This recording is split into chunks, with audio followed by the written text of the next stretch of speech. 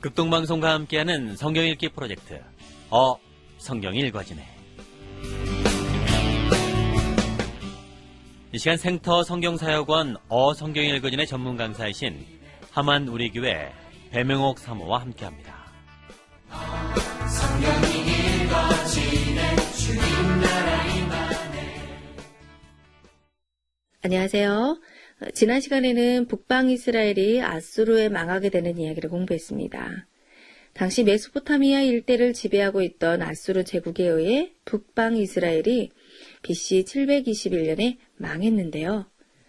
아수르는 북이스라엘을 정복하고 식민지 정책으로 이스라엘의 바벨론과 여러 나라 사람들을 이끌어와 피를 섞었고 그 이후 이방인들과 피 섞인 북이스라엘 사람들을 사마리아 사람들이라고 부르게 됩니다. 그리고 이렇게 북방 이스라엘이 망하자 북이스라엘 역사는 성경 속에서 사라집니다. 즉, 사가는 더 이상 북이스라엘의 역사를 기술하지 않습니다. 머리 부분에서 남북이 갈라지고 나서 열왕기 사가는 남북을 왔다 갔다 하며 역사를 기록했는데 단연 북이스라엘 중심이었어요.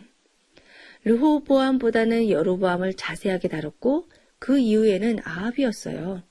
간단히 두 왕이었습니다. 둘 다 북이스라엘 왕이에요. 남유다는 그야말로 살짝살짝 끼워 넣는 정도로 배경 처리했었어요. 사가는 왜 북방 이스라엘을 특별하게 취급하여 얘기했나?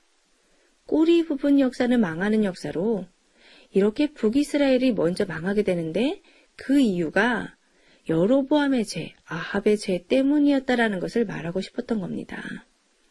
그래서 예언자들이 일어나 그러면 망한다고, 아합의 길로 가면 망한다고 했는데 정말 예언대로 꼬리 부분의 역사가 망하더라는 거죠. 창세기 12장에서 시작한 하나님의 나라가 결국 이렇게 망했네. 에이, 망할 나라 왜 세운 거야? 자, 이 얘기 하려는 것이 아니라 왜 이 나라가 망할 수밖에 없는지 예언자들을 통해 미리 말씀해 주셨고 그 예언대로 되는지 보자는 것이 꼬리 부분을 들어가며 끼워야 할 안경이라고 말씀드렸던 거 기억하시죠? 그런데 정말 예언대로 이 북방 이스라엘이 남방 유다보다 먼저 130년 먼저 망했습니다. 그런데 지금까지 계속 북방 이스라엘 역사만 얘기해 왔었는데 여기서 북이스라엘이 망하고 나니 사가는 더 이상 북방 이스라엘 역사를 말하지 않아요. 기술하지 않습니다. 북이스라엘 역사는 성경 속에서 사라져요. 자, 이제 열왕기 사가는 북이스라엘에서 남유다로 주인공을 바꿉니다. 북방 이스라엘 역사가 끝나고 남방 유다 역사로 방향을 돌릴 시점인 거죠. 북이스라엘은 망했고 이제 남은 것은 남방 유다이니 그럴 수밖에 없겠죠. 자, 이제부터는 귀에 박히도록 남방 유다 얘기만 나올 것입니다. 그런데 사실 열왕기하에서는 남유다의 멸망 기록도 간단히 나와요. 그런데 왜 남방유다 얘기가 많이 다뤄진다고 하냐면 남방유다가 망하기 직전에 7건의 예언서들이 우르르 등장하고 포로 시대가 그 멸망에 붙어있기 때문이에요. 열왕기 자체 안에서는 우리가 그동안 공부했듯이 북방 이스라엘 얘기에 아주 많이 초점이 맞춰져 있는 것이 사실이지만 북이스라엘 얘기는 거기서 그걸로 끝이에요. 그런데 열왕기야 다음 성경 목록이 많이 남아있는데 모두 남방유다와 관련된 이야기들이 많다는 거예요. 그래서 우리가 구약을 힘들어한 이유 중에 하나가 이 꼬리 부분 유다의 멸망을 예언서와 포로 시대에 연결하지 못해서이거든요. 그러니 이 부분을 잘 정리하고 연결시키자고요. 그동안 북이스라엘이 열왕기의 주인공이었는데 망했으니 이제는 할 말이 없거든요. 그러니 남유다로, 남쪽으로 눈을 돌려 18장 남유다로 내려와 보니 이때 왕이 우리가 잘 알고 있는 히스기야였어요. 17장은 북이스라엘이 망하는 이야기였고 자, 이제 18장부터는 오로지 남방유다 역사만 나옵니다. 지금까지 머리, 몸통 부분 공부해 오면서 북이스라엘의 주인공 여로보암과 아합 왕을 중심점에 놓고 나머지 왕들은 남북을 오가며 배경 처리했었어요. 왜 그랬죠? 사가가 그렇게 하니 우리도 그렇게 생략한 거예요. 사가가 중요하게 생각하는 부위에서는 우리도 자세히 공부했어요. 그리고 사실로서의 간단한 기록들은 우리도 가볍게 넘어갔습니다.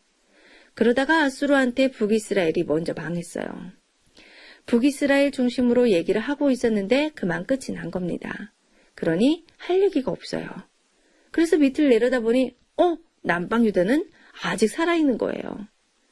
어느 왕 때인가 열왕기하 18장 1절을 보니 이스라엘의 왕 엘라의 아들 호세아 제3년에 유다 왕 아하스의 아들 히스기야가 왕이 되니, 자, 히스기야 왕 때입니다.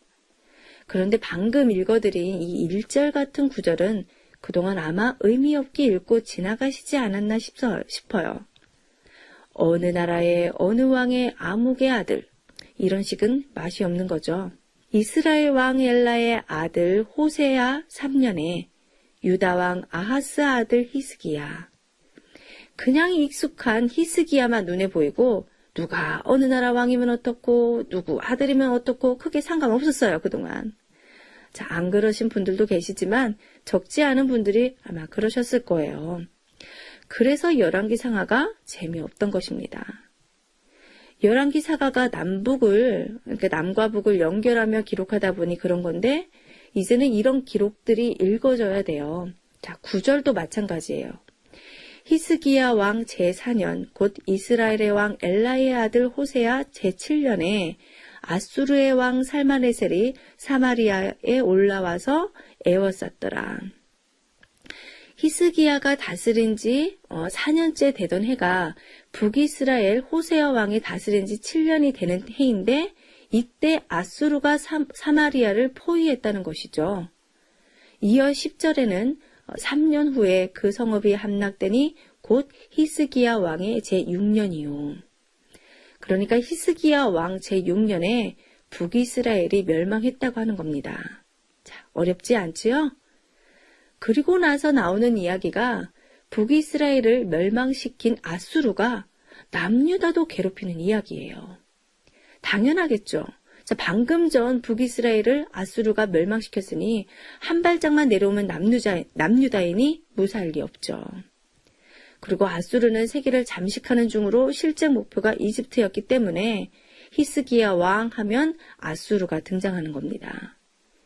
당시 세계를 호령하고 있던 이 아수르에게 히스기야 왕이 괴롭힘을 당하며 조공을 바치는 이야기가 18장에 나와요. 북이스라엘을 멸망시킬 때는 살마네셀 5세였는데 이때 남유다 히스기야를 괴롭게 하는 이 아수르의 왕은 사네립입니다. 이 사네립은 히스기야로부터 조공을 챙기고 있었는데 그러면서도 만족하지 않고 히스기야를 계속 약을 올려요. 자, 왜냐? 계속 남쪽으로 밀어붙이고 싶어서입니다. 이집트가 목표니까요. 그렇게 아수르와 애굽 두 고래 싸움이 밑바닥에 깔려 있습니다.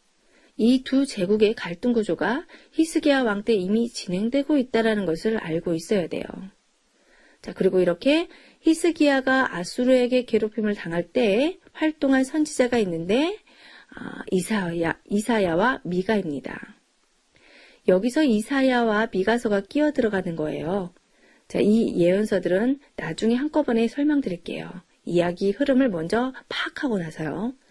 자, 히스기야 왕 이야기가 18, 19, 20장에 이어지는데 열왕기에서는 긴 기록에 속하는 거 아시죠? 자, 이 세 장의 말씀을 보면 히스기야는 다윗의 길로 간 왕이었어요. 하나님 보시기에 잘했어요. 그리고 이때 이사야가 왕궁을 출입하며 어떻게 동역했는지도 알 수 있습니다.